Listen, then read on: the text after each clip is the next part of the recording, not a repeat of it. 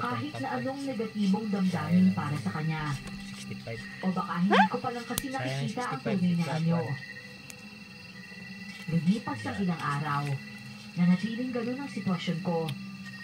Hindi na Mais mga from kaibigan Korea. ko ang umiiwas sa akin noon. Pati na din si Amara. Mas ba? Patano yan si Amara. Ay, Alam mo, init. Ano pa siya? bakit hindi ka marunong makinig kuya? Init, init. Alam mo, ikaw ang unang lalaki. Amara kami na klase. Pero ang tigas ng ulo mo. Ligtas ba saan nila eh?